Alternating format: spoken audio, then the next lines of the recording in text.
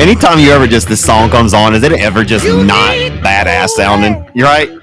Doesn't matter what kind of mood you might be in. I'm going to be 100% honest with you folks. I just told Cortland this off the mic. Welcome into Clark After Dark, episode number 52 this week.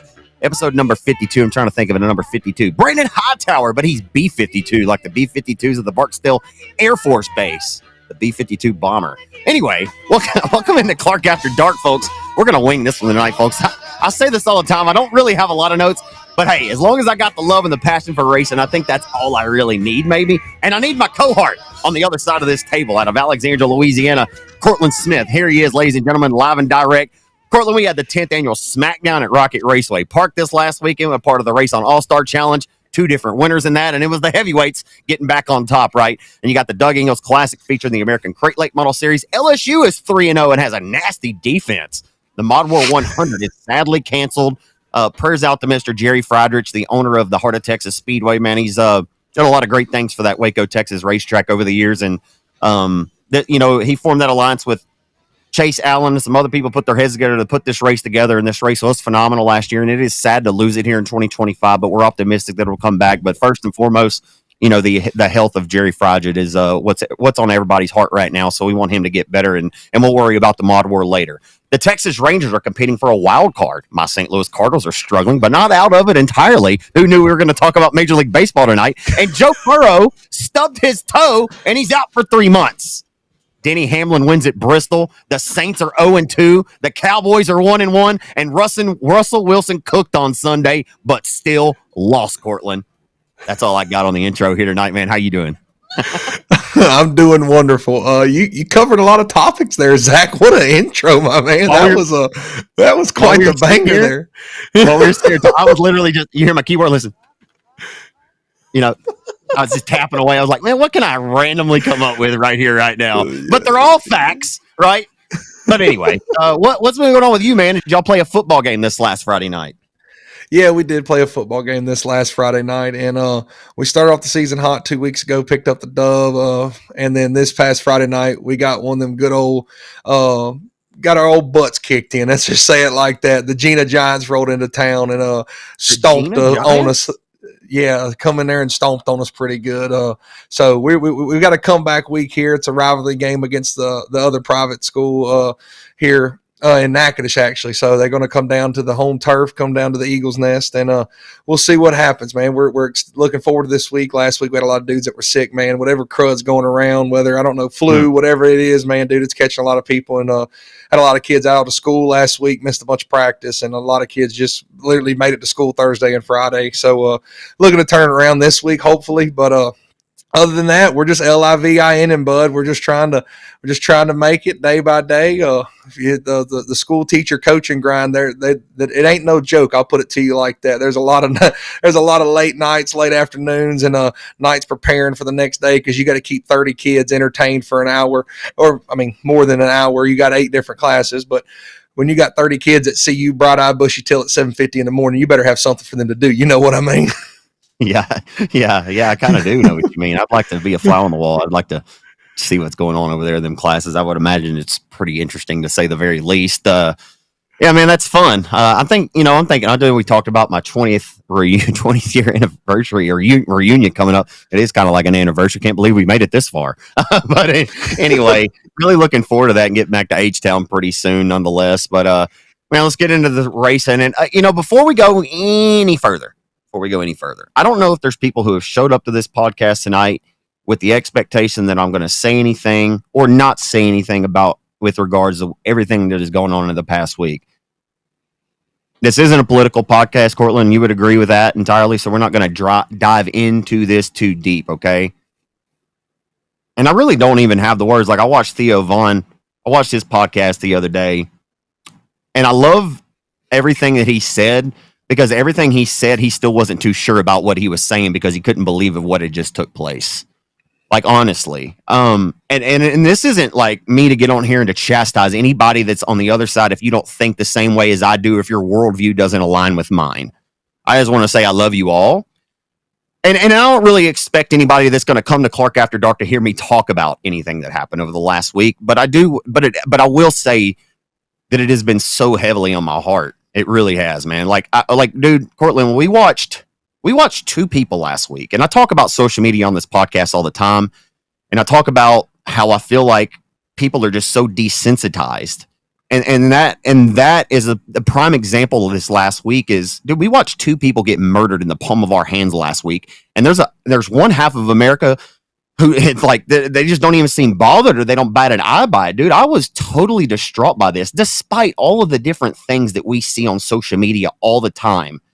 But like, we have become so desensitized where we could watch a man get murdered in the palm of our hands, and we haven't even allowed the blood to dry, and we're on there chastising him. Like, I cannot believe some of the things that I have witnessed this past week. And man, here I go. I'm not going to do this. I'm not going to dive down this hole any further. But man, I just want to say that, and I'm not, and again, I say that I just want to say, but I'm not really sure what I'm trying to say, because I do not have the words. I don't, Cortland. And, but the main thing is, I have a lot of love in my heart, man. I really do. Like, I don't wish bad on anybody. So if you don't agree with me or you don't align with my worldview, I don't care. It doesn't bother me if you don't think the same as I do. And that's perfectly fine. And I promise you this, I'm also not going to get on here and pander to people and tell people what they want to hear because I think that they think like I do. You know what I'm saying? I'm always going to tell you exactly what's on my mind and what I think and how I feel. Though on this, I am a little apprehensive, right? I don't really want to talk about this, but I feel like it's the elephant in the room, right? Like, I feel like I kind of needed to get this out of the way. You know what I'm saying? And I don't expect you, when I throw this back to you, man, hey, I don't expect you to say anything about this whatsoever. This is on Zach Clark. This is on my heart and something I felt like I need to go. Man, I told you before we came on the pod, man, I told you I felt depressed today. And I told you I don't know why that is. You know, and sometimes I'll get feelings like that, and I'm not real sure. And I try to pray about, like, Lord, deliver me from this feeling, like, whatever it is. You know, like, I don't have the answers on why I've been feeling this way, but, man, something has just been so heavy on my heart. It really has. And, that's all I got, man. I wish that I could articulate how I feel better, but I can't. I can't do it, man. I don't. As good as people say that I am about freelancing and making up words when I'm looking at race cars on a racetrack, I can't do that here. I can't do that. I wish that I could. So I digress, man. But anyway, I don't expect you to talk about this. Like I said, this is on Zach. I just bumped my camera there. But anyway, I know that there's a lot more fun and exciting things that we would rather talk about, like racing, and that's what you guys are all here for. But that's just a little piece of my heart and a piece of my mind. To the racing action, my man. The only thing I can say is, like, off the quote, everybody love everybody. Will Ferrell on semi-pro there. Everybody love everybody. That's all we can do, man. That's exactly right, my friend. So where were you this weekend? So I saw on Friday night, I texted you about 1:30 in the morning when I got done with Rocket on Friday night. We'll get to Rocket here in just a second. But, just ask you where you were at this weekend. I obviously, Friday night, I seen Mo Bags won at the Rev. I said, my boy Cortland done dialed up Mo Bags of the Rev, Victor Lane.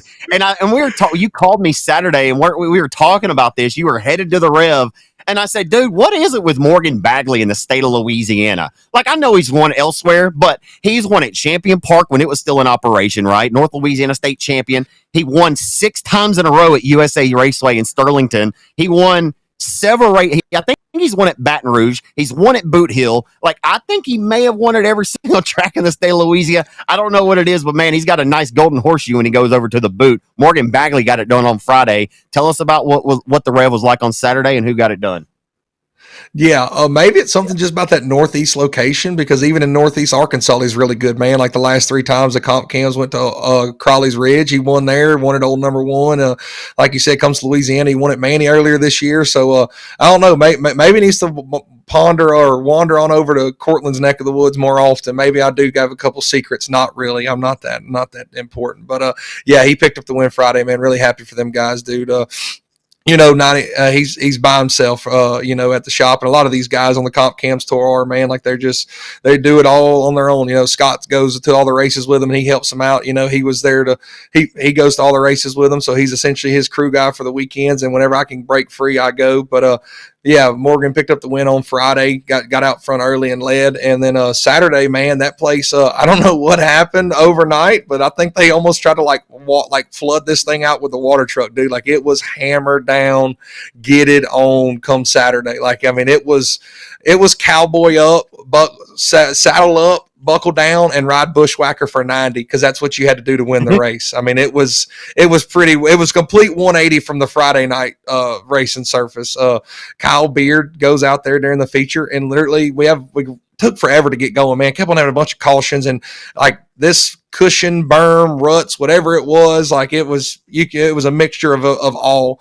And dude, like we couldn't get going, but then we finally did. Had like a 3 or 4 lap green flag run, and Kyle Beard was almost a second faster than the entire field. Lord, I couldn't get my words out there, but Beard was almost a second faster than the entire field in like this little 3 lap run we had, and it's like, oh Lord, like KB86 is about to put a butt whooping here. Like it's no joke. Like even in the heat race, he was just lights out fast. And I don't know what happened. Mr. Gary, Kyle pulled in under green flag conditions. Mr. Gary walked by and I said, do you have an idea what happened? He said, man, I seen a puff of smoke, and he pulled in the infield. So something in the drivetrain, maybe had motor problems, whatever it was. You hate to see that for Kyle Beard, because I don't think he's won all year on the Comp Cams tour. And he's a dude that every single time that Comp Cam series is raced, he's been there for the last 12 years, it seems like. But still, at the end of the day, man, BJ was right there on him. BJ had a really good car. He picks up the win Saturday at the Rev. Billy Moyer comes home second, and David Brazil in the Henderson Motorsports car came home third. Really good weekend. I wish there would have been more cars, and I wish there would have been more fans, considering it's super late models around here, and we don't get that very often as 2 5,000 win shows. I know the car count isn't necessarily what they wanted, but it's just kind of an element of where we're at. There's just not a lot of supers in this area no more, sadly, and it's just part of the issue that we have when we have this. We wish a couple Mississippi guys maybe would have came over, but anyway, man, it really was. It wasn't too bad of a show Friday night, in my opinion. Then Saturday, like I said, dude, that thing was just buckle up and saddle up and hunker down and ride bushwhacker for 90 to get it done. And BJ was really good, man. So I got a little note in here. It's pretty cool that the 14M and BJ, whenever the Comp Cams tour does roll down this way to the Rev, they kind of defend their home turf. So that's really cool, man. Like I said, I wish more fans would have showed up, dude. It's super late models, man. I don't know what more to advertise. I don't know if people just still got this bad idea of the Rev. Is there a lot of things they can work on? Yes, they know that. They're working just as hard as anybody. I feel like, they try to do some things, but I just wish we had a little bit better fan turnout for them to want to be able to have them back. Right. Because if we don't have super late models in this area, I'm going to be very, very sad. Not to end that on a Debbie Downer note there on my recap of the Rev, but that's just I'm just stating the facts there. I love super late model racing, and we got to have the fan turnout to have them. That's just the bottom line. I've had this conversation with several people in the sport over the last month or so, and people that I have a lot of respect for, and we just had this conversation. You and I have had this conversation that I feel like dirt track racing is really struggling right now, and I think that you can look in this in 2 different lenses, because it depends on who you ask, right? Like, it depends on who you ask about dirt track racing right now, and it depends on what part of the country that you're in.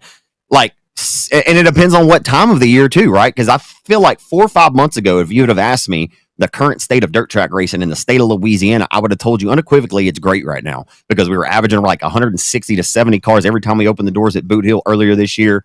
And I mean, the car counts were great, but as we've seen the racing season go on, we talked about this too, how we've raced every single weekend. And eventually, and in years past, I don't think we've seen this catch up as much, but the car counts are a little bit lower because I think there's less people racing. I think people are taxed out right now, which I mean, money wise, and they're just maxed out. And racing's way more expensive now than it's ever been too. The cost has risen and everything. So like, guys getting their car repaired, like if you crash this past weekend, maybe you're not in such a big hurry to get it back fixed and ready to go, because that you've still got 12 to 15 more races for the rest of 2025. Like, I don't, again, kind of what I was talking about a minute ago, I don't have the answers for this either. And I wish that I did, but I feel like racing's struggling right now. It's not just the Rev. Like, the Rev has really, really struggled this year, and it's hurt to see. Some of it, some people would say some may be self-inflicted. Don't at me, people. I'm not throwing them under the bus. I'm just saying that, everybody, there's something that every track can improve, not just the Rev, Boot Hill. There's things every track can improve on, but hindsight is always 2020. But man, I certainly hope that things start looking up or get better before they get any worse, man, because I'm gonna tell you right now, we can't sustain much worse. You know what I mean? Like, we can't continue on having much worse. I can promise you that the folks who own the Rev won't be willing to have the Comp Cam series back, regardless of how great the race was, if the fans don't show up and watch it, because you just can't sustain paying the purse. So, man, we talk about it till we're blue in the face on here all the time. If you're a fan of dirt track racing, please go out and support these racetracks because I promise you that you yourself, you make a difference. One person makes a difference. But man, that's all. That's all I got. I'm to the point where, man, it's hurting me to see racetracks that are hurting because I was at Rocket this past weekend and they struggled too. Man, I know that Chris David lost his ass this past weekend. I know he did. Like, there's no other way that he didn't. You know, you paid $5,000 win on Friday night, $5,000 again on Saturday night. The car count, yes, was about what we expected, but dude, 4 limited modifieds showed up on Friday night at Rocket. Like, what the hell? I don't know what's going on. But then at the same time, I thought about, like, is it because they just had the Southern Sport Mod Nationals, you know, Super Nationals at Canada last week? So you've got all the limited, and then we had the West Grigsby last week.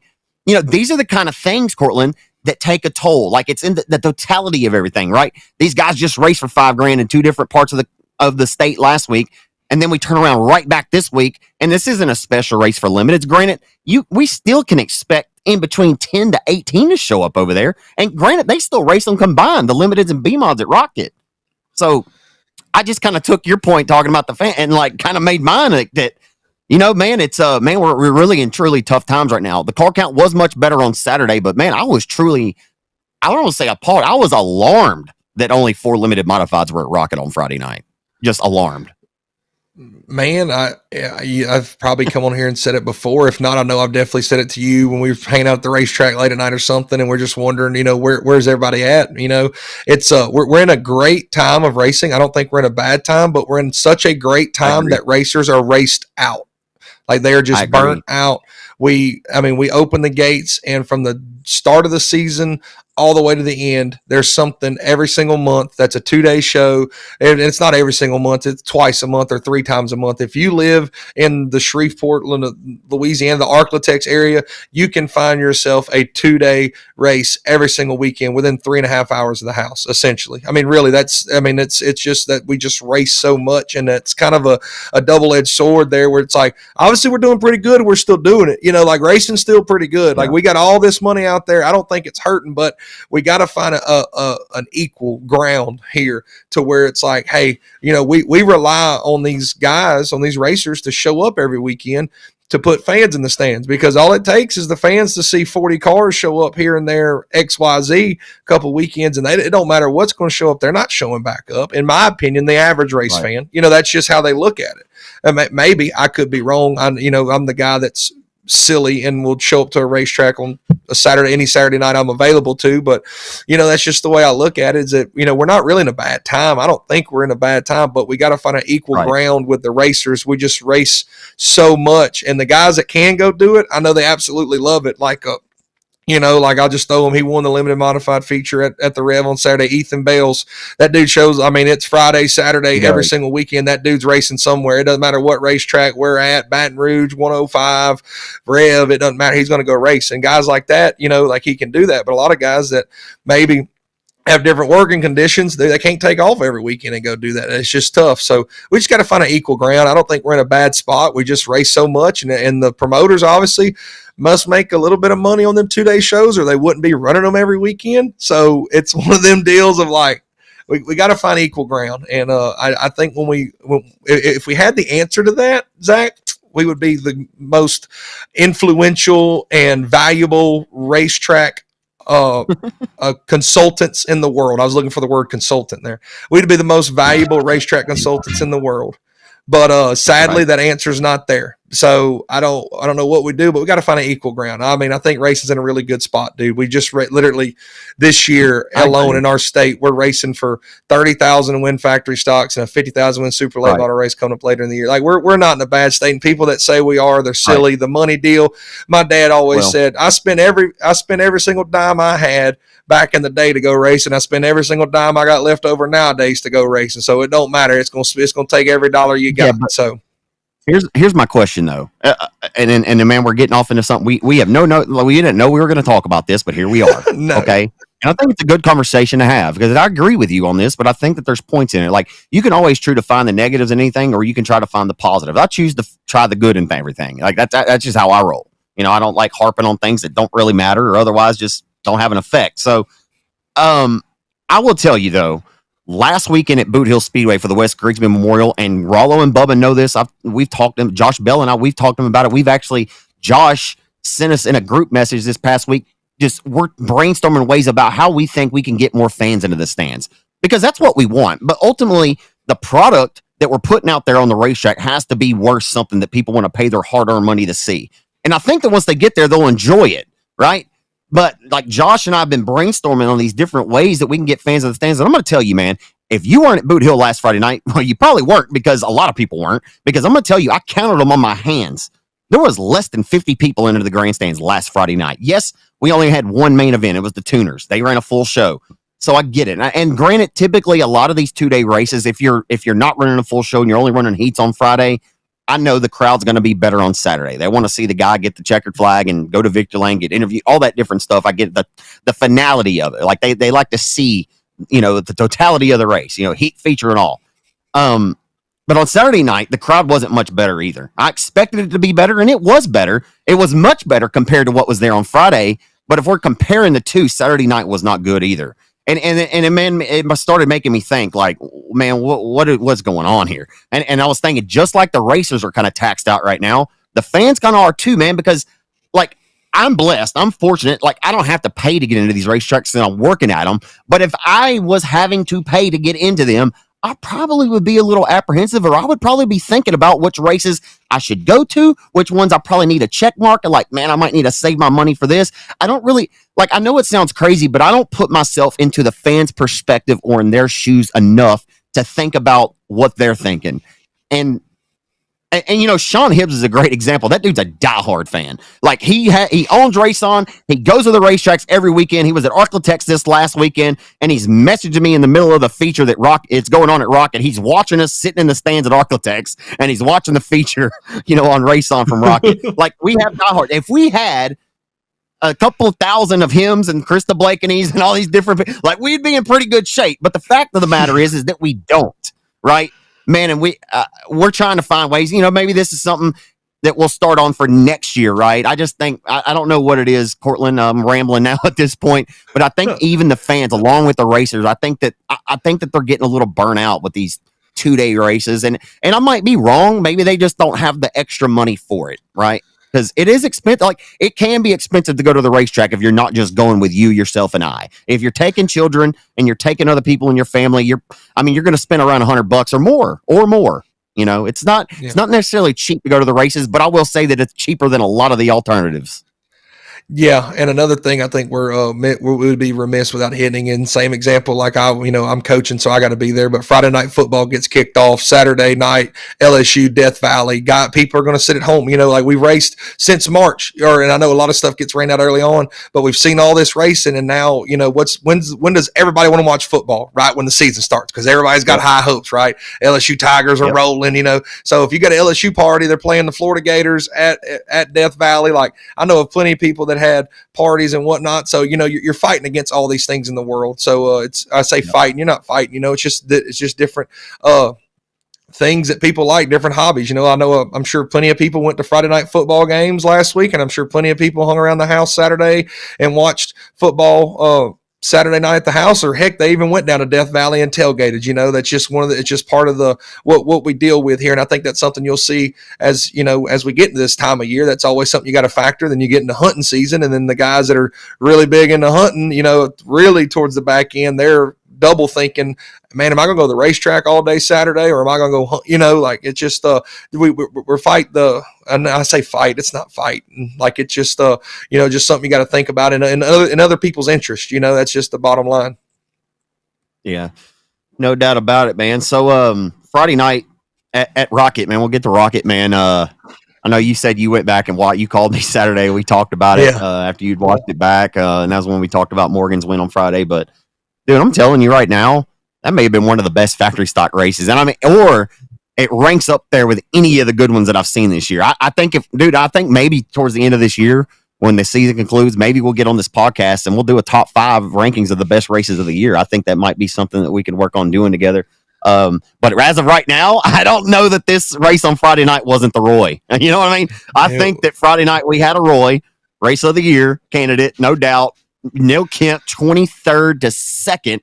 And man, he just about had the race lead. It was like 0.018 or something underneath the line. He almost got the lead. He ended up fading the third there, but didn't fade by much anyway. But 23rd out of the B main to officially get second, faded to third there. But what a drive on Friday night by Neil Kemp. Cody Smith put on a clinic, but Dalton Faulkner threw his nuts over his shoulder when he saw Neil Kemp down there start pressuring him.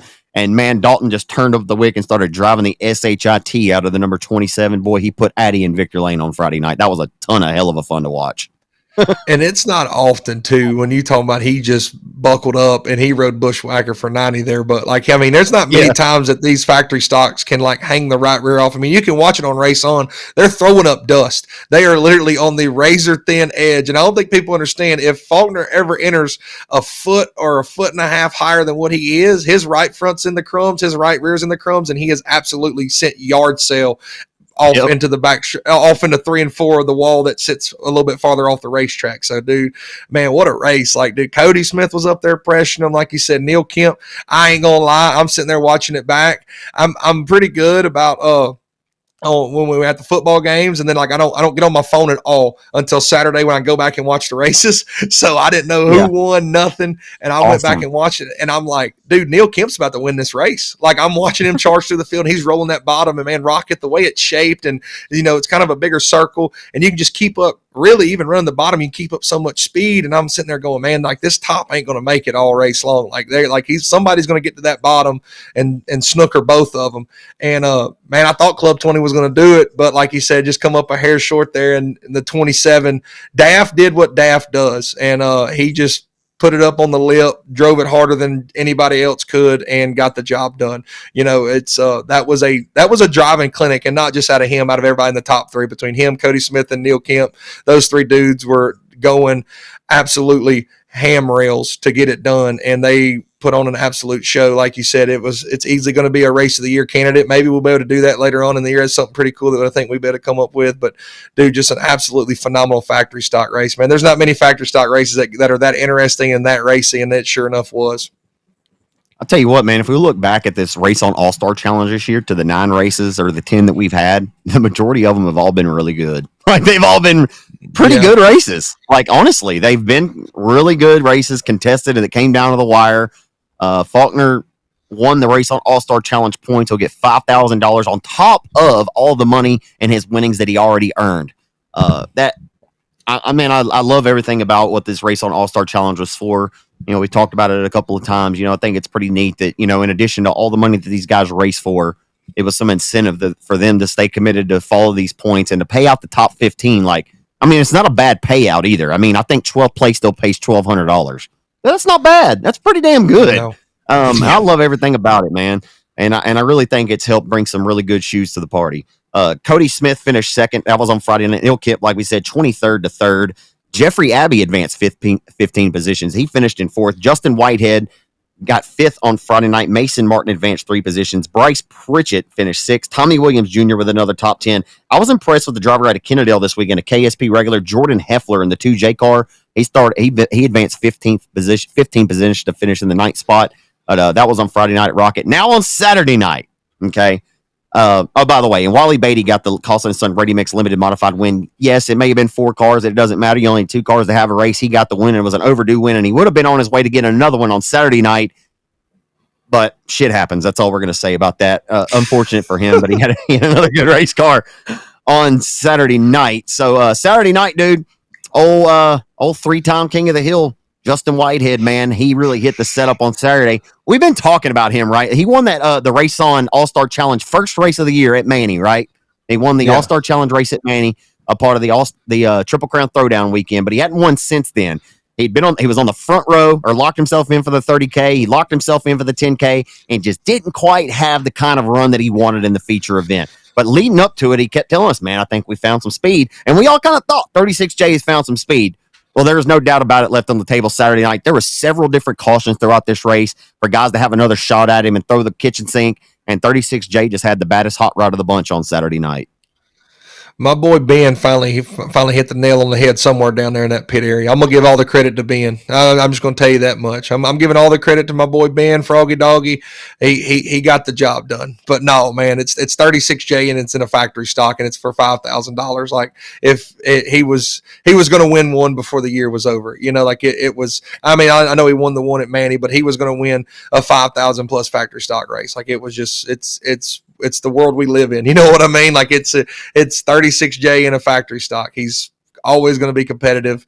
He's got more laps in a factory stock than probably anybody else does. You know, he builds his own cars. You know, that Ben, Andrew Ross, everybody in that whole camp, you know, just everything they do is the top tier, you know, and that's just how you got to race a factory stock, really. You know, same thing with Dalton Faulkner, Cody Smith, anybody else that runs around in factory stocks and competes at an elite level. You have to take it very serious. And to any of them dudes that do it, they take it serious. And 36J just does what 36J does. You know, he's just he will go down as one of the best ever in the factory stocks to do it. And the reasons are what he does is the reason why.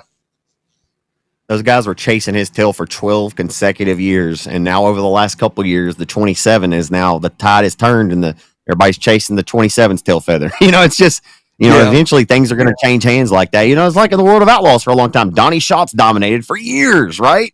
Schatz dominated the TSR 15, and then eventually, you know, and it's like I don't think anybody's wishing on his downfall, but eventually, like it's got to change hands. Like you just can't be dominant for that long because, man, let's be honest, he was dominant for a very, very long time. From 2012 when he won his third classic that year. Keep in mind, he won two at the age of 15 and 16, but took a little break in between that run. But it started from 2012 all the way up until about 2022 or 21-ish. I mean, he was taking them to the woodshed. And I got to be careful on here because somebody might come on here or comment on my Facebook and tell me Anyway, I digress. Cortland's like, what are you talking about? I don't think I've showed you that screenshot, but it'll be okay. It'll be okay. Justin Whitehead gets the win on Saturday night for the tune of $5,000. Cody Smith gets 2 runner-ups on the weekend. Just goes to show how good the current King of the Hill is. Just won the King of the Hill and then follows that up with 2 second-place finishes. And that Warsaw chassis, the only one. Him and Sean Graham have one. Rodney White has one, and Tommy Davis Jr., I think, has one too. They're built in Warsaw, Texas. That's where the name comes from.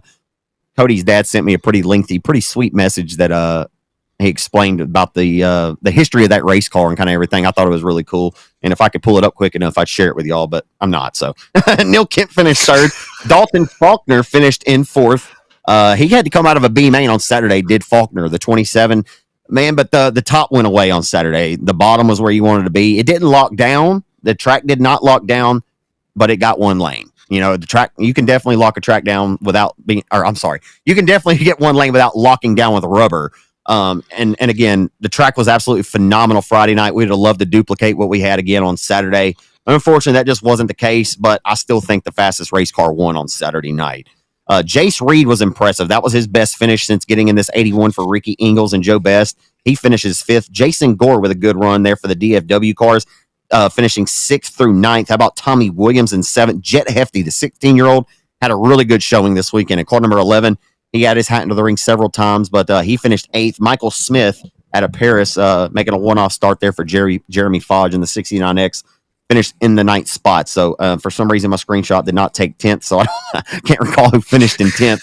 But 36J got the job done on Saturday night. Nick Lent won your J&G Services Eco Mods. Jeffrey Abbey swept the weekend of the Stealth Oilfield Services USRA stock cars, and there was no competition there for him. No disrespect to anybody else, but Jeffrey had no competition there in the stock car this week. And I get it, in 2 cars to have a race, and that kind of contradicts me saying that all the time, but man, I mean, Jeffrey Abbey just finished 2nd of the IMC Super Nationals over 235 plus cars and comes back to Rocket against 7 or 8. What do you think is going to happen? You know what I'm saying? Yeah. Like, what do you think is going to happen here? If you was going to ask me anything, I was just going to say hit that. Jeffrey Abbey, what he did this weekend just proves why he finished 2nd at the Super Nationals over 260 cars. Like, that's all there is to it. Yeah, really, really impressive. So at Arklatex this weekend, that's a wrap on the Rocket Raceway Park, which was totally fun this weekend. Let's talk about Arklatex real quick. Arklatex raced both Friday and Saturday night for my man, the National Dirt Late Model Hall of Famer, Doug Ingles.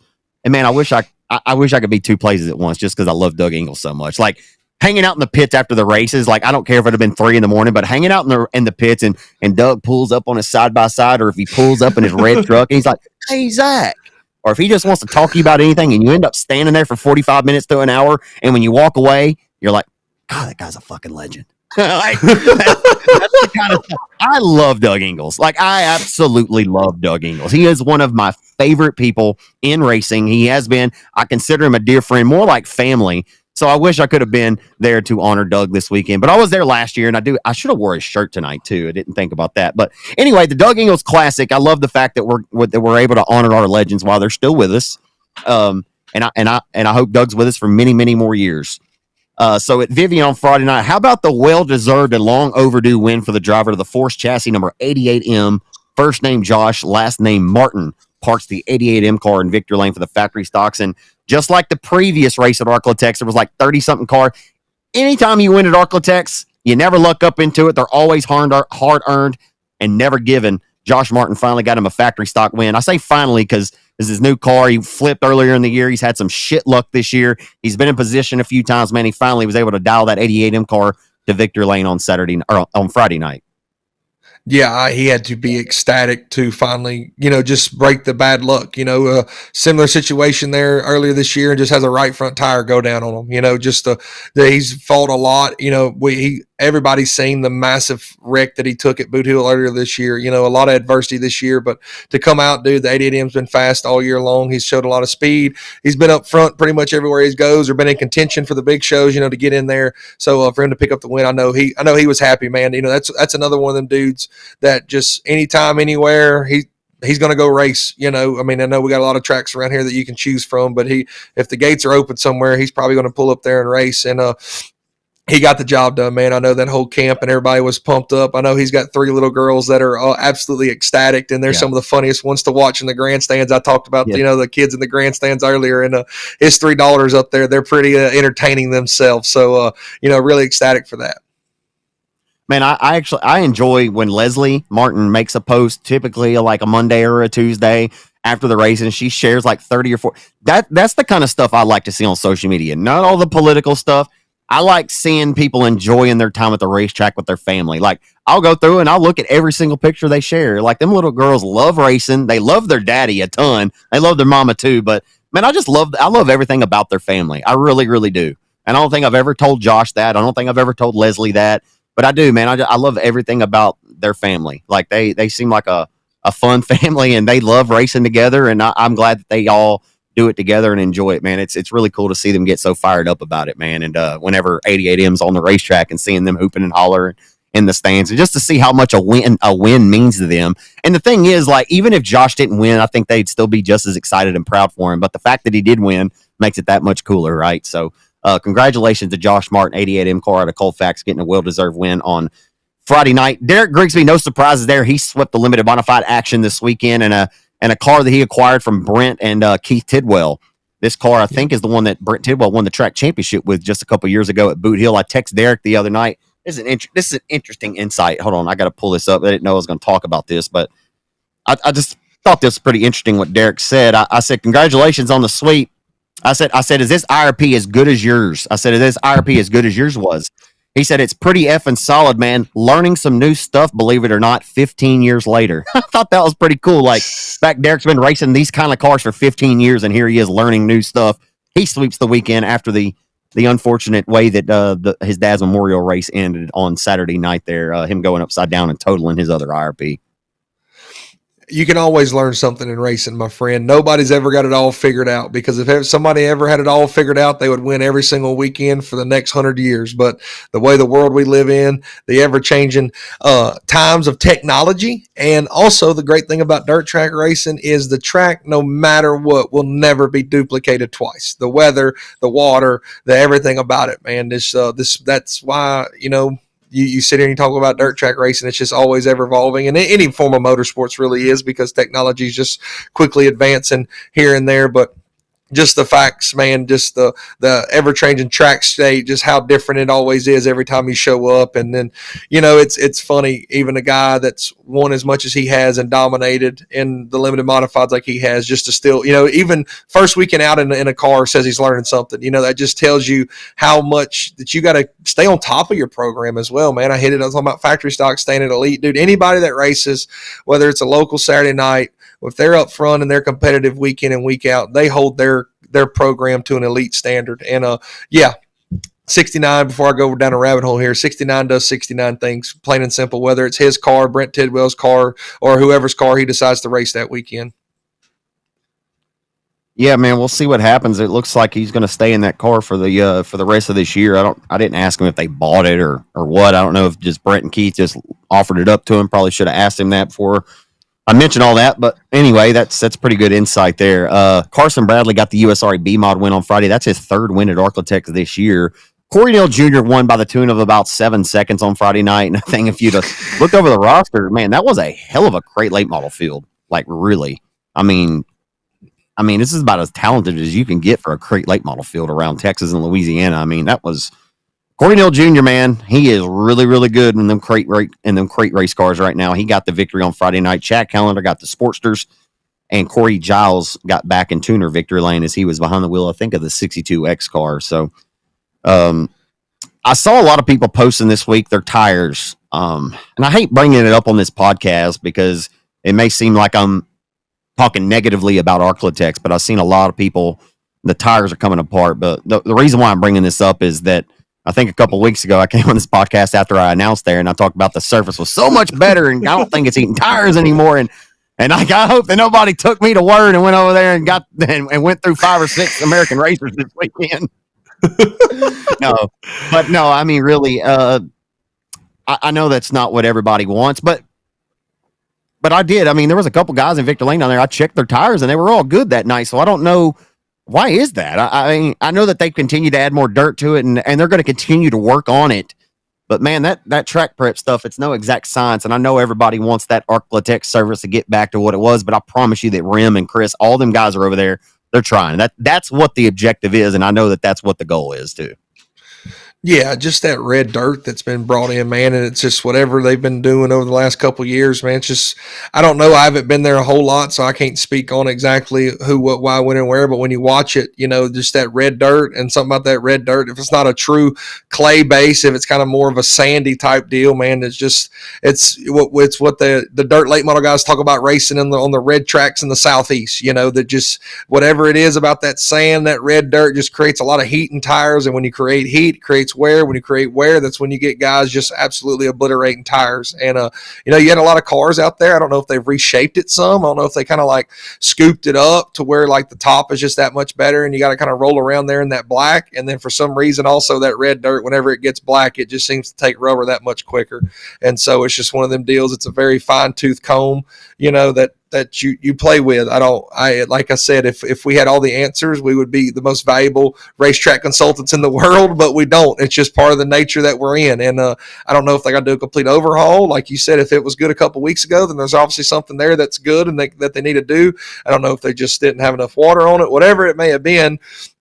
It's just one of them deals, and it's also part of dirt track racing. You're going to show up to some places that are just absolutely going to obliterate tires. It's going to rubber up, and it's just part of it. They race at Gaffney, South Carolina every single weekend, and that place rubbers up every single weekend. It is what it is. Or I say every single weekend, 90% of the time. Like if you go to Cherokee Speedway, it's going to be in the black, and you're going to kill tires, and it's going to rubber up eventually. So I hope it doesn't get like that. I hope Arklatex can get back to Arklatex standards. It has made a national name for itself over the past years, and I think it can get back to that. There's no doubt. It's just we got to figure it out. And I say we, like I'm going to go up there this weekend and do something. I'm not. I hope they can get it figured out. For the betterment of the racing, man, because I believe high tides raise all ships. And, we got Boot Hill on this elite status, and Arklatex, I come on here before and said, Arklatex is kind of fallen from that top tier place. Boot Hill's kind of taking that place. Well, if we can get both of them on the same level, we'll have some pretty good, we'll have a pretty good little region that we can race in, so it's just one of them deals that they got to get figured out. And it's a learning curve. That's talked about dirt tracks. Nothing's ever the same. The weather, the cars, however the wind was blowing, how the cloud coverage showed up. We had Tim Crawley on here. He talked about that for 15 minutes.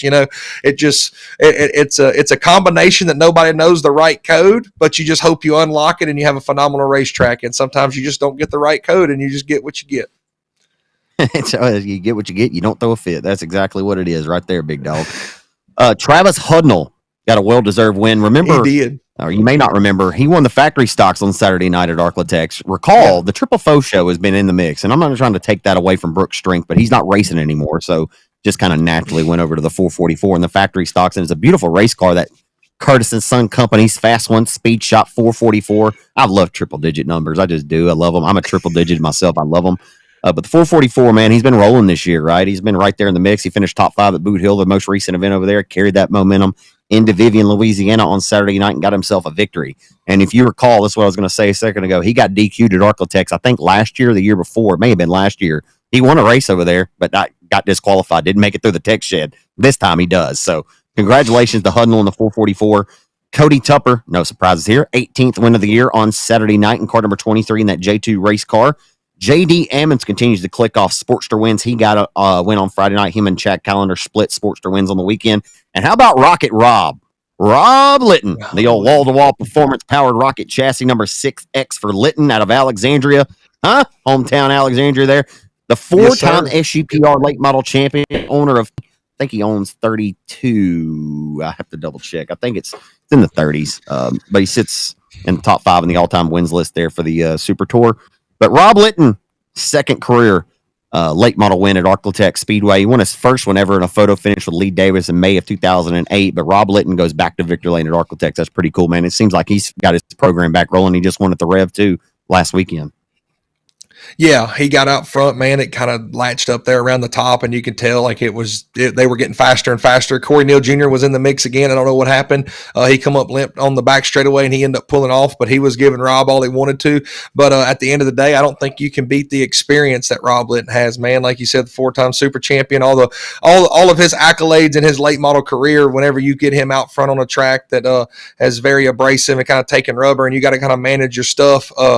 There's not many guys in that field that have the experience doing that as Rob does. So obviously his program's good. He's always fast. He's always been fast in late models, and for him to get out front like that, he was just on a Sunday cruise. As long as he didn't mess up, I'm sure he knew he had it in the bag. But whenever he's seen the 7-car poke his nose a few times, I'm sure he knew he had to giddy up a little bit more.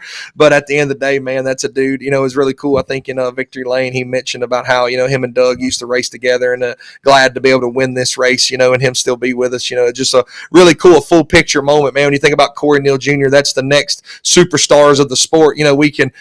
You can sit here, maybe one day we'll be talking about Corey Neal Jr. as we talk about Doug Ingles, and then you have a guy like Rob Litton who's a veteran, raced with Doug Ingles, has a lot of wins and all that, and he wins on Saturday. So it's really cool. The storylines kind of write themselves in racing sometimes. Hey, you got the next generation winning on Friday and the Wiley veterans winning on Saturday. Yeah, great stuff right there, man. I got sidetracked a little bit earlier, and I wasn't sure I wanted to talk about this either. I sent you this video the other day. There was a dwarf car that flipped on Friday night at Rocket. Saturday night, Donald Crosby, I believe his name was. And I saw this happen live and in real time. He gets up a little high entering turn number 3, kind of gets up in the fluff, and then comes down the racetrack, starts flipping. And when a couple of revolutions, and then he's coming back around when the car's stopping the flip, and half of his body comes out of the top of the race car. I thought it was his helmet. I've been wondering this, and I thought I sent this to my brother, I sent it to my dad, I sent it to you, and I just have questions. Like I was so happy that man was okay, first and foremost. But like when I saw it happen, I feared the worst. I feared the absolute worst. I don't know if you guys can see this on the screen when we play it back. Can you guys see that? Watch this, guys. Watch this last revolution. Right, just a hair. Yep. Sorry. Yeah, right here. Look, see him? That's the black. See, he's out of the car. Sorry, I keep dropping it. Yeah. But anyway, is that not one of the crazy... I don't know. Y'all got to see this one more time. Hold on. Damn it. All right, see him? He's the black guy. I mean, his whole body is... a half of his body's out of his car. And so I started thinking, like, did his waist belts break, like the welds break. I mean, I don't. Maybe I should ask Steve Bogus this. Maybe I should not ask you, Cortland Smith. But like, what do you think about when you see something like that? First and foremost, like I said, I'm happy that this man is okay and he's going to live to fight another day. But I feared the absolute worst. I really did, and I immediately hopped off the mic, started saying a prayer for this gentleman. Like, I was really concerned. I was really, really concerned, and I'm happy that he's okay. Yeah, that's something you never want to see. You know, that's kind of, it makes you think like it's one of them old timey videos when the USAC sprint cars are flipping and you see dudes hanging out of cars. You know, Yeah. I don't know what happened. I mean, you can sit. You know, maybe the seats, the belts broke, come undone, whatever. I know it's not hard or it's not easy, but I have heard of drivers that have had the seatbelts come undone on them. You know, it's never happened to me in my racing. Not that I raced the longest amount of time ever, but you know, a prime example when Jared Landers won the Knoxville Nationals at Knoxville, the late model nationals, the Knoxville late model nationals, not the actual Knoxville Nationals for the sprint car guys that listen that think I'm gonna get it mixed up here. But you know, in that race that he won, I'm 99% sure that he said like halfway through the race his belts come undone under green flag condition, and he just stayed out there racing and was just praying a caution would come out, and he almost pulled in and a caution came out right as he was about to pull in. So he stayed out on the track and under caution was able to buckle back up. So maybe, you know, and in hindsight, it's still scary to think that it's even possible to happen. But what I would hope is that I've preached on here enough about safety, about fire safety, your gloves, everything. I know guys don't race with gloves, blah, blah, blah, whatever. But you know, it's one of them deals that I, you know, in hindsight, I would hope all the safety precautions were taken correctly. Everything did its job. And at the end of the day, that the seatbelts just came undone somehow. And then we ended up with that. And maybe he was going to, you know, just try to limp it in. I don't know. I know if my seatbelts come undone, I would probably pee down my leg and I would like pull off immediately because I would panic. But, you know, whatever happened. But at the end of the day, like you said, like he's okay. He's here to see another day. And that's what's most important. My brother talked to me about this, and he's like, dude, that's just so crazy to think about. He's like, when I raced, he said, I'd be going down the straightaway. He's like, in every caution, he said, I'd be doing this to my steering wheel, making sure that it was attached, and make sure my steering wheel doesn't come off. And he said, and I would be doing this all the time, making sure my belts are tight. He's like, so that happening is just, he said, it's mind blowing to me as a former racer. I asked you the same question. And again, this isn't we're not harping on Mr. Crosby's parade. Like, I'm glad that he's okay, but could have been much worse. And while we're talking about safety and we're on the topic, I'm really happy that Bubba McEachern's okay. Of course, he's not. I mean, he's okay in the grand scheme of things, but he's not okay. You know what I mean? That was a pretty nasty picture that he shared. I mean, his hand is bubbled up. I mean, that was. You could tell it got hot really, really quickly. And if he didn't get out of that car any quicker than he did, because I watched the video back and all things considered, dude, he got out of that car pretty swiftly, but that car was so engulfed in flames that, like, dude, every single, I'm talking millisecond matters, like fractions of a second matter when you're dealing with that kind of flame, man. Like, I'm so happy that he's okay too. Because, man, you don't want to think about the worst, but, man, you have to. You have to think about the alternative. Brian Bell, shout out Brian Bell, Josh Bell's lovely father there. I've been friends with Brian. Brian's always told me that fire does not discriminate. That's why he goes out wearing a head sock. You guys might think I look goofy, or you might think I'm silly because I'm decked out from head to toe in the Nomex head sock. Everything. He is suited and booted from top to bottom because he says fire does not discriminate, and it doesn't. You cannot shortcut safety, ladies and gentlemen. This isn't a preaching session. Bubba did everything he needed to do. It was a freak accident. What did he say broke? Was it the fuel filter? Yeah, I believe so. The fuel filter. Just crazy. It was a glass filter too, right? Yeah, I think so. But I don't have all the information on how or why this happened, but this is just a right as time as any to just remind you folks to don't shortcut safety, because I promise you, your life, it's not worth your life. No, it's not. And, we've harped on it a lot, and it's not even the drivers, the wrecks we've seen also this year with cars getting into fences and getting into the spectator area, like it just, man, this really is we don't want to talk about it too much and put a bad light on it, but at the end of the day, this is a dangerous sport. There's cars going at a very high rate of speed. There's also fuel in the cars, and there's also a lot of things that can spark and start a fire, just there's a million different things that can happen. And, we got to take all the right safety precautions to keep everybody in the safest and best interest that we possibly can. So, let this be your reminder again to guys, get up on your safety gear, make sure you take all the steps needed to be safe and be around if anything frightening or scary seems to happen, man, because at the end of the day, this is a dangerous sport, like I said, and that's just something that we know that it's part of racing. It's part of, the thrill of it, it's just everything about it, from the high rate of speeds and everything that goes on. But at the end of the day, we got to do our best to try to keep ourselves safe as well. I'm going to tell you who I was impressed with this weekend. I'm kind of going back and forth, jumping here and there again, but that's what happens when you don't have note. We're just kind of winging this thing. I was impressed again with that 11-year-old kid out of Oklahoma, Callan Hill. He was impressive at Rocket this weekend, man. And just to think that you're 11 years old and you're out there wheeling a full style car. Like, there's a class out there specifically designed, the Junior Limited Modified class at Rocket. And we had a really young kid out there that had a really good run, in the eco mods and in the junior limiteds, but this kid is out there running with the limiteds, and he's 11 years old. He's up there contending for wins this weekend, but I couldn't be any more impressed with Callan Hill, and he just picked up a brand new IRP B mod today from Jason Ingalls. So looking forward to maybe seeing him travel over here in the future and racing a little bit more. Just a couple notes. Tyler Malone got the Costin & Son Ready Mix limited modified win. A couple of other winners this weekend at various racetracks. Again, this is a little random, but I do like to mention notable wins here. And I'm going to put you on the spot, okay? You may not get it. I'm going to quiz you just real quick on the podcast, okay? Who is a driver? Man, but there's so many of them. A factory stock driver. Who is a driver that doesn't race at Boot Hill very often, but we talked highly of at the 30K, or maybe it was the first night of the King of the Hill? Bear chat, white car, bear car. I think it even have duct tape numbers. Who was the guy we were talking about? They were like, damn, man. Zane Goff. Zane Goff. Zane Goff. Yeah, good. See, that's why me and you were boys, because you know what's up. That's why you're on this spot. You're the man. Zane Goff out of Onalaska, not Alaska. He's from Onalaska, Texas. He won Saturday night's factory stock feature at 105 Speedway in Cleveland, Texas. As soon as I saw it, I was driving home from Rocket. It was probably like 2:30, 4 o'clock. I don't know. It's something in the morning. I said, dude, I was like, congratulations on the win. Like 3 o'clock in the morning. He's like, thanks, man. He's like, hope there's way more to come.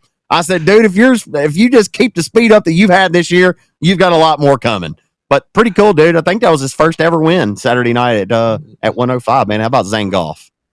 Heck yeah, man! He definitely turned heads at the King of the Hill. I was lucky to be able to in the infield and got to see it live at 5. There, and looks like he's definitely found some speed here. I believe he was at Manny. He might have been at Manny on Friday night at Dad's Memorial Race. I think he run good that night. I think he had something happen, had a flat or something, had to pull off if my memory serves me correctly. But yeah, dude, that's a guy that nobody really thinks of, but had a really good performance at one of the Crown Jewel factory stock races, and then turns around and picks up a win at 105. Man, I'm happy for it, dude. I've said it on here before. All these wins are earned, nothing's ever given, but you love to see the love of victory lane get spread out amongst everybody, and for Zane Goff to pick up a win, that's really cool. Yeah, Kamo also got the hobby stock win there, went to the back, came back to the front, and sang some Alan Jackson and Victory Lane. The video's out there, but they just, anytime Kamo wins, it's going to be an interesting Victory Lane celebration down there with him and Caleb Montgomery. And also Howard Willis went back to limited modified Victory Lane. That's about all I got on the results as far as locally and regionally as far as Texas, Louisiana results go.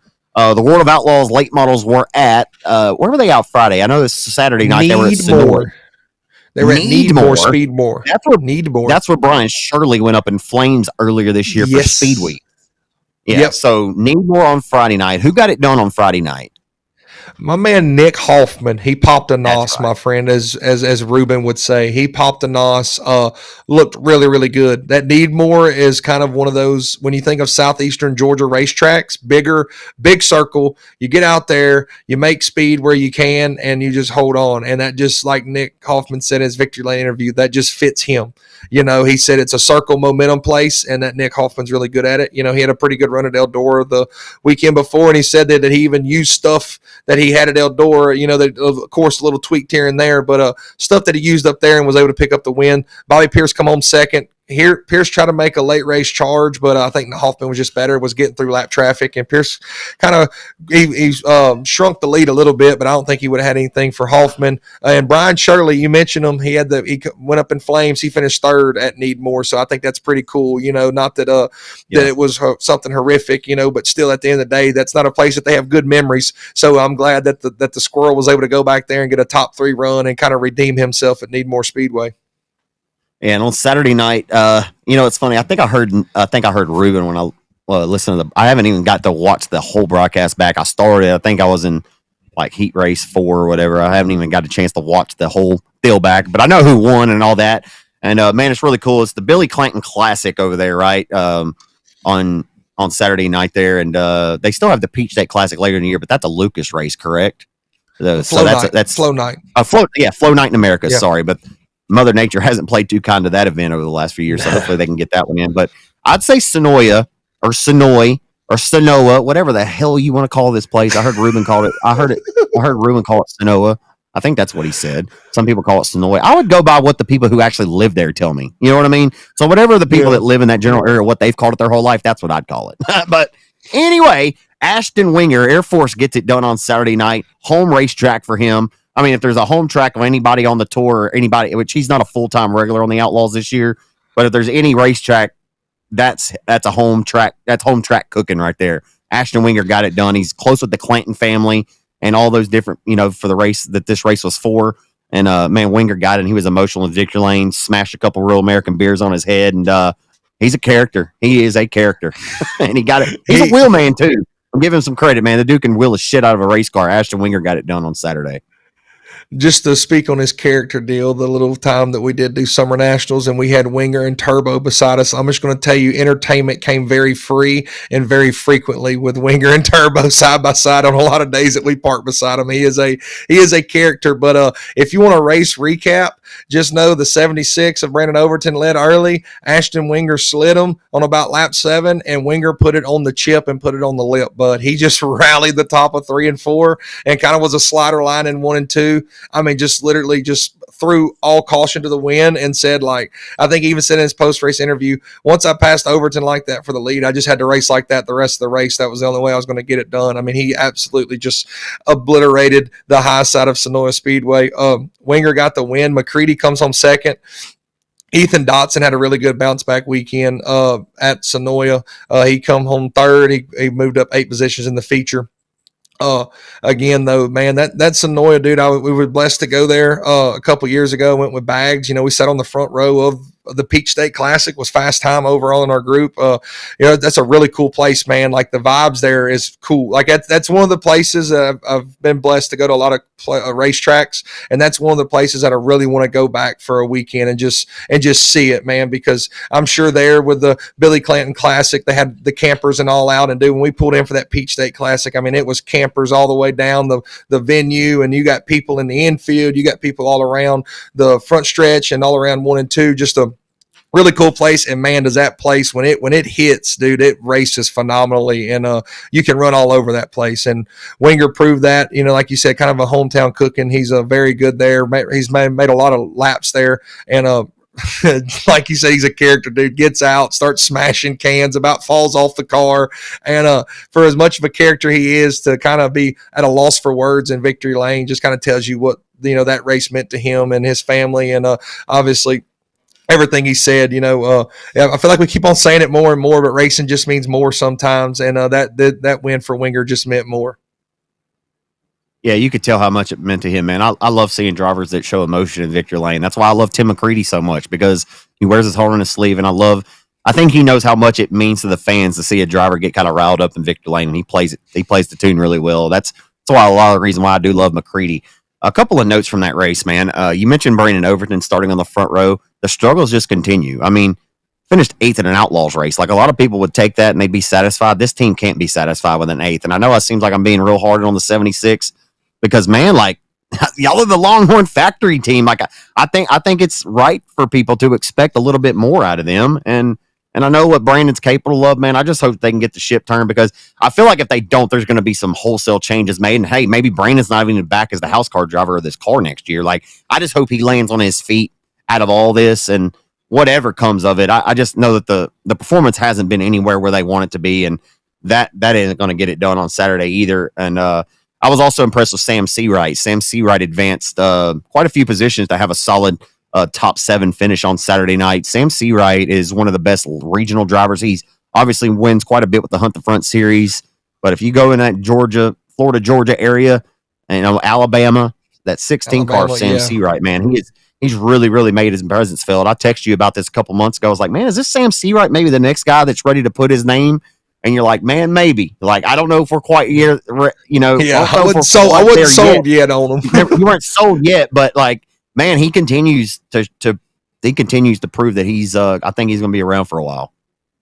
100%. And at the end of the day, this racing costs money and you got to have the funds to do it. And, he's got the funds behind him to go out there and do it. And he's obviously a pretty good little wheel. He's picked up wins on the Hunt the Front. I believe he's won a Comp Cams race at Magnolia or some, I know he's won at Magnolia. I don't know if it was a Comp Cams race or not, but I'm 99% sure he's won there. But like you said, anytime he goes to that Mississippi, Alabama, Georgia area, dude, Tennessee, that Sam Seawright just seems like he's got a really good program going right now, and he's going to be up front for a while as long as things keep on going. He stays interested in racing. I'm not completely sold on him still yet. He's still got to prove himself a little bit, but whenever you show up to a World of Outlaws race and run top 7 and has run as well as he has on the Hunt the Front deal and everything else, man, he's definitely one of those next regional contenders that's working his way up the bracket. He's definitely going to make in a few years, don't be surprised when he makes his name known. Yeah, absolutely. So there's 2 more races in the World of Outlaws late model series schedule at Tri-City on September 26th and 27th. And then you got one on October 3rd at Humboldt Speedway, which is a really cool race. I'm excited because we've seen the USNTS over the years have really good showings at Humboldt Speedway in Kansas. I think that'll be a great race. And it'll finish up the Kansas swing on October 4th at 81 Speedway in Wichita. And then we arrive back to Boot Hill Speedway, October the 10th and the 11th. $50,000 a win for the World of Outlaws Bayou Classic. We talked about the race last year, the World of Outlaws show at Boot Hill, and we talked it up for a couple of months leading into it. We had one of the greatest crowds we've ever seen at Boot Hill. And this is about the point of the program that we're going to start talking about the World of Outlaws race upcoming at Boot Hill every single week until we know that you guys are coming. We got to have you back. In order to have 50,000 win races, folks, I'm going to tell you right now, and I probably shouldn't say this, but this is just a joke, okay? Me and Bubba Jones, we were all joking. Everybody was hanging out after the races at the picnic tables at Boot Hill last week. And Bubba, the power went out in the press box for a little bit. We were talking about it. He's like, the power's going to go out at the World of Outlaws race, but the only difference is that he said the only difference is it ain't going to come back on. He was just joking. But he was just kidding about that massive purse they have to pay. You know what I'm saying? Bubba Jones. He's like one of the funniest guys I know, honestly. But it was pretty funny to me. But I was like, whatever. Y'all ain't stressing about that. And he's like, shit, cuz. Like if you're a promoter, like last year they didn't really let it known, but when you're paying over $100,000 purse, if you're a track owner and promoter, like sure there's a little cause for concern because it's never a guarantee that everybody's going to show up like it was last year. Like that's what we're hoping and praying. We really, really need that kind of support again to make this happen because the race pays $30,000 more just to the winner. Okay. Please come. Yeah, they didn't make this a 50,000 hoping the crowd would get smaller. I'll put it like that. Like, they didn't make it. They didn't put their neck.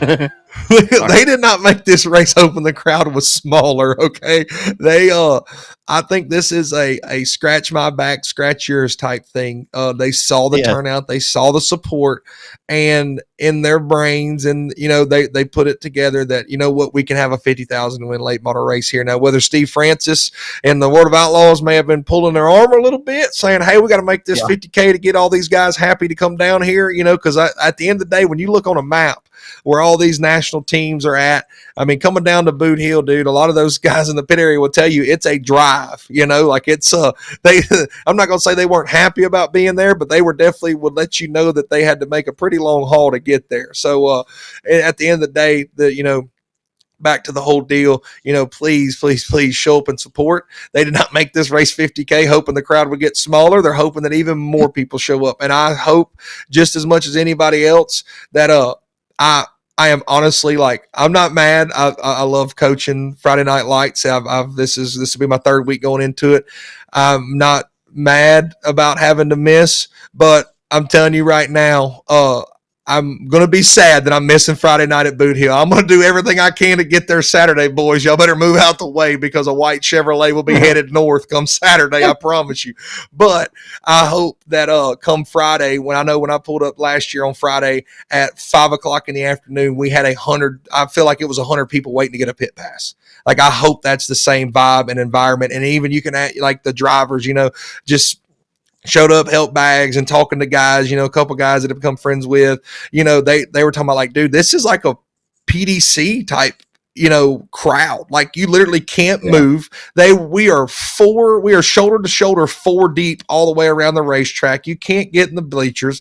The grandstands was packed. You had to wait for a pit pass. I think Race Ranch was selling out of gear and had a different truck come back to Rocket, like that was in Missouri, whatever the Race Ranch headquarters is. They had a truck drive down to Rocket to bring more merchandise so they could sell it at Rocket. Just really and truly, thank you to everybody that showed up and supported it, and do it again this year, man, so we can do it again the year after and the year after and the year after. And like we kind of mentioned a couple episodes ago, we can get a PDC-like event down here. They can be the end of the big end of the year wrap up for a lot of these guys, and a bunch of regional teams come. You start making this event, you look at all the random names that show up to the Prairie Dirt Classic with 70-something cars. If we really make this an event, dude, all them guys, the Sam Seawrights, all those guys from the Georgia area, the Mississippi, just throw in a Dale McDowell, like just random stuff like that. I mean, it's a 50,000 win super late model race. Anybody can show up. And if I'm looking or memorize the schedule right, I know Lucas,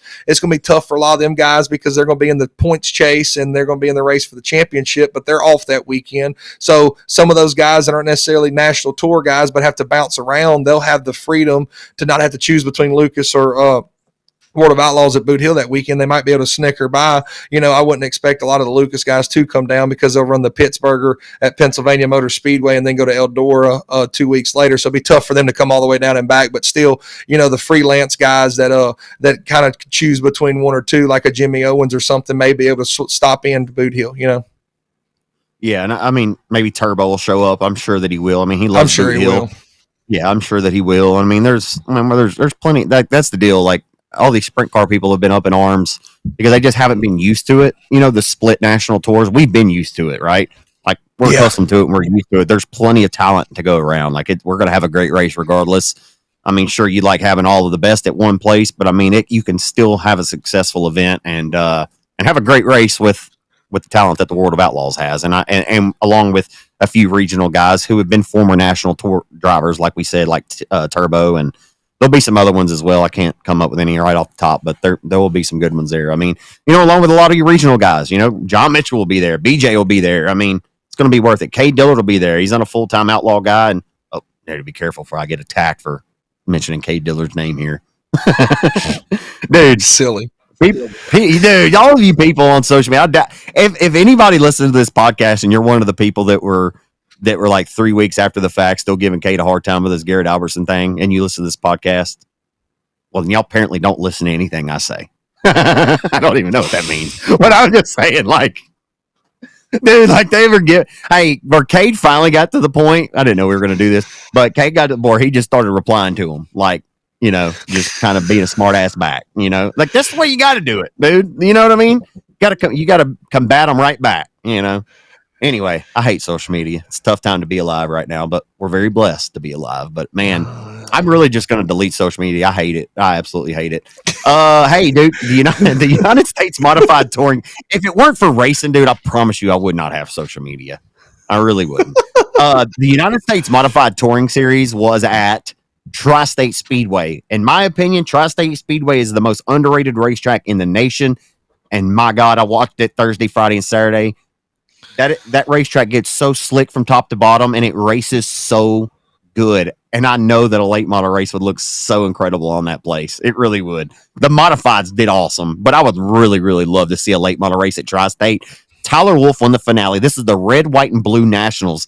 They ran this race, of course, in memory of all the lives lost at September 11th, and a race, paying tribute at a patriotic theme for September 11th. And the United States Modified Touring Series, of course, they've all been about patriotism and everything else, and the Star Spangled Banner, and playing my goodness, what's the name of the song? What's wrong? God bless the USA. Yeah, I was thinking of the they played Lee Greenwood, prior to the A main, the 4 wide salute. So they allowed the fans to pick the name of this event.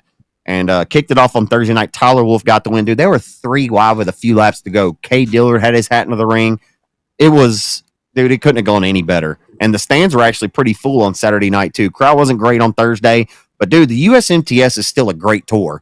Tyler Wolff got 2 wins of the weekend. He won on Thursday and won the $20,000 on Saturday. And Tanner Mullins got his 6th USMTS win of the year on Friday night. But, dude, I'm telling you, if you just go back and watch the highlights from Tri-State, the racing was so damn good. And I'm not surprised, because I was over there for the 99 Nationals last year. That was my first time ever to go to Tri-State.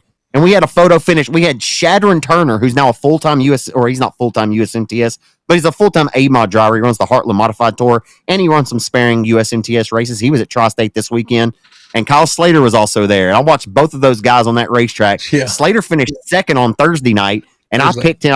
I was texting with Trenton Berry, and I said, I got Slater. He's like, man, that'd be pretty wild. I was like, he's really good there. But I watched Shadron Turner go from 26th to the win, making a final lap pass at Tri-State on the Thursday night or the Friday night of the 99 Nationals. That was in a B-Mod. But, dude, that racetrack is phenomenal. I know I said that in about 50 different ways, so I'm going to throw it to you now. But Tri-State Speedway, number 1, is a badass racetrack. And number 2, it lived up to the billing, and that's all you can ask for. Yes, 100%. As long as it lives up to the billing, then nobody is going to leave disappointed. That's the easiest thing about it. As long as you live up to your expectations, nobody's going to leave mad.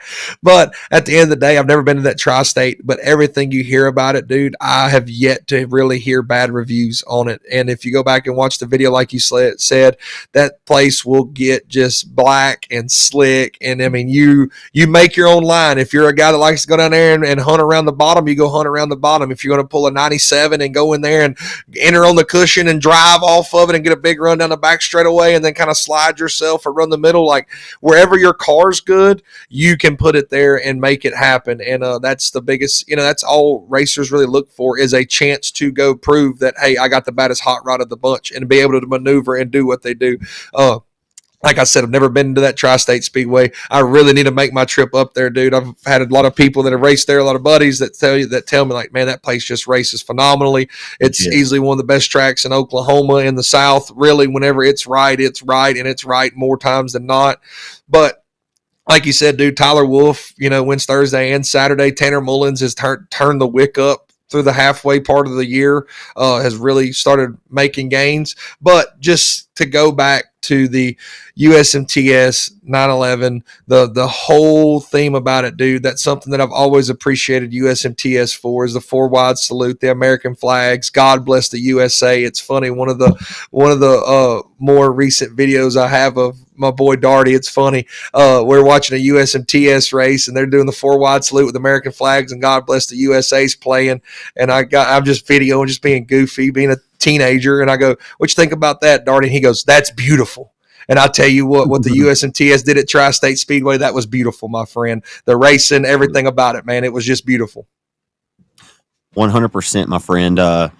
So that's about all I got tonight for the podcast, man. I feel like we did a great job, considering I came in tonight with like no notes. Like, honestly, I say that all the time, but I'll have like a few words, like just keywords written down or something, and we'll just kind of freelance from there. But man, like I was really kind of felt like I was up against it. And like I was battling computer. I just bought a new computer to not have computer problems anymore. And then I run into more computer problems. Like, what's going on here? But anyway, LSU is 3-0. Anyway, and Brian Kelly is firing off at the media because he's like, a win is a win. And like, anyway, yeah. But he did say some really dumb shit yesterday that really had me perplexed. I was like, what? Did he just say that sometimes I tell the offensive coordinator to pump the brakes because we're not trying to score that fast? Like, my philosophy would be, if you have a top 10 defense, like, wouldn't you want to start fast and score fast? Like, I get controlling the clock and the time of possession. If you have a great defense, keep your offense off or keep your defense off the field, control the clock and different things. Why do I sound like I'm a freaking head? I am being the person I don't like on social media. Everybody's a head coach. I'm being that guy. Why am I even talking about football? Everybody knows I love football. And I'm done. That's all I got. I'm just thinking out loud because I'm silly and I'm going to go hop in the pond. Because you're a silly goose, my friend. But before we get out of here, I just want to mention we got the Four Crown Nationals at Eldora this weekend. Okay, Four Crown Nationals, non-wing, midget, sprint cars, all that's going down at Eldora. Tune into that. We also got one of the cooler races, the Lucas Oil Late Model Knoxville Nationals this weekend will be contested, and that will be the cutoff for the chase for the championship. I think the top four is pretty much set between RTJ, 49, Moran, and Huddy. Huddy was going to have to really have some issues for the Rocket One to have a chance to pounce, but the Rocket One is very, very good at Knoxville. So that's something to kind of keep your eyes on. A very big payday there. They don't necessarily get it's not going to be the 80, 70, 80 cars because it is a pretty good haul out there, but still, man, that facility, the whole presentation and the luster of Knoxville Raceway is still there, man. And it normally races really, really good. That's one of the top three tracks when you talk to guys of just racing. When the way that place streaks up, you're going to have a top, you're going to have a bottom, and you're going to have major runs, and just a really cool event. Two really cool events for national racing wise. You got the Lucas Oil Late Model Knoxville Nationals. You got the Four Crown at Eldora. Comp Cams runs their Magnolia State 100 at Magnolia this weekend. A lot of the guys, the guys we mentioned, BJ, Bagley, the Comp Cams guys will be headed there. And then the Fall Southern Showdown at Sabine, man, I would be remiss if I didn't shout out Sabine Speedway, the hidden gem of Louisiana is what I like to call it, because you got to drive down a hog trail to get there. But when Sabine Speedway's right, my friend, she gets it on. And my boy Shane, he has her tuned up. He has her tooted and booted more times than not. And they run for $1,500 to win for the limited mod. Tooted and booted, my friend. We got $1,500 to win in the limited and B mods and factory stocks down there at Sabine this weekend for the Fall Southern Showdown, man. That used to be a really cool race.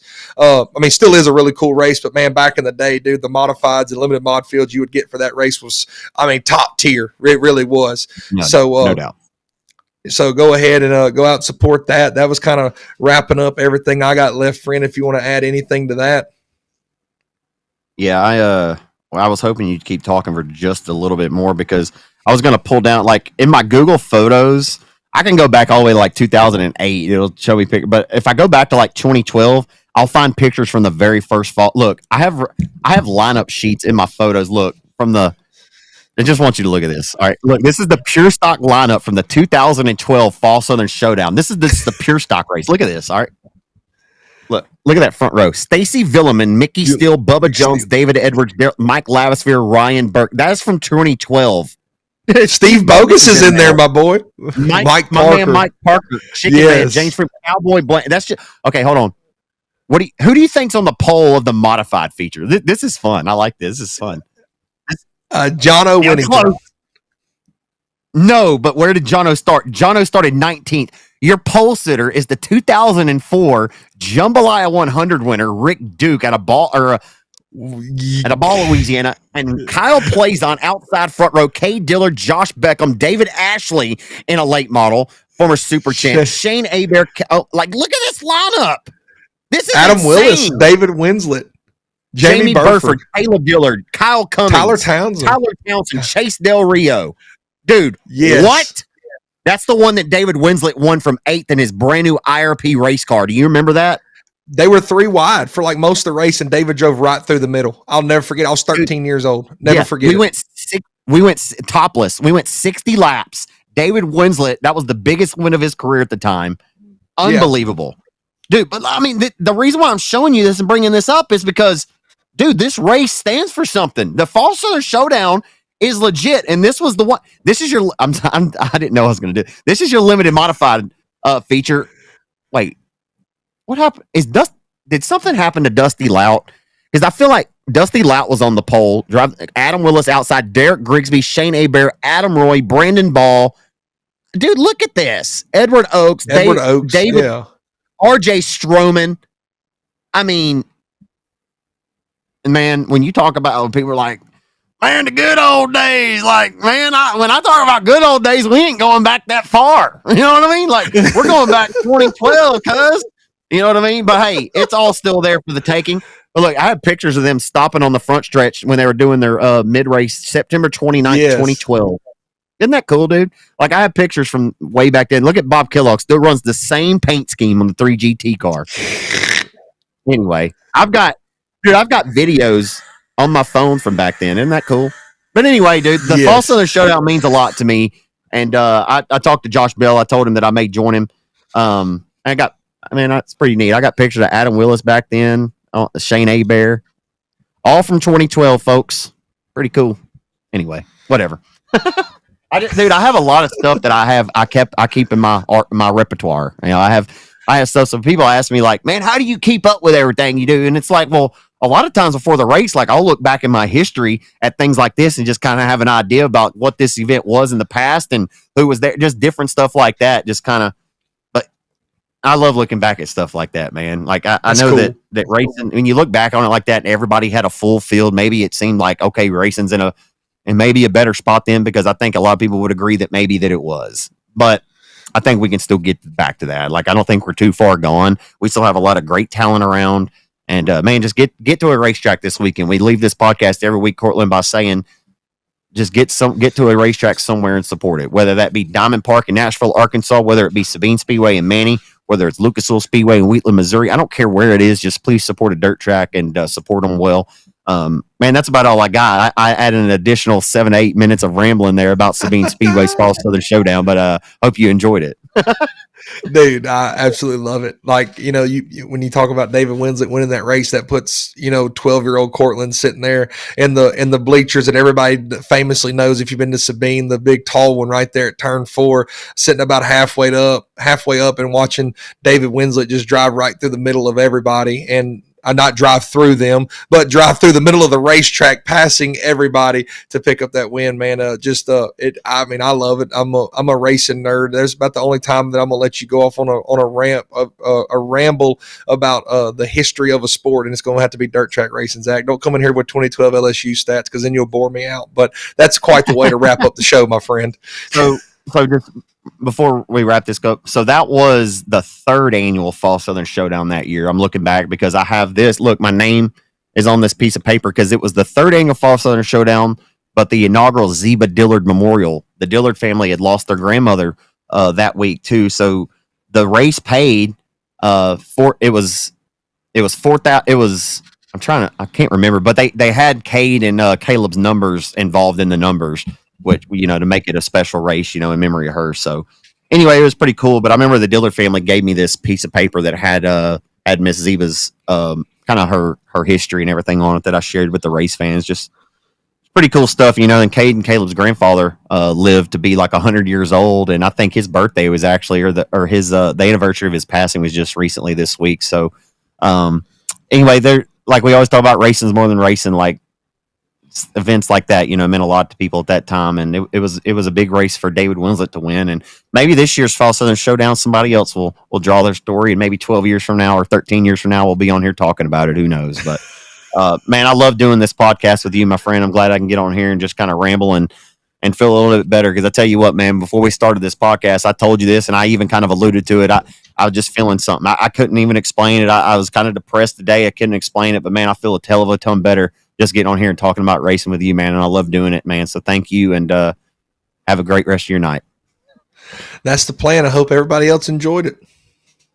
All right, folks, that's episode number 52 of Clark After Dark. We'll see you next time. Be blessed and be a blessing. Holla.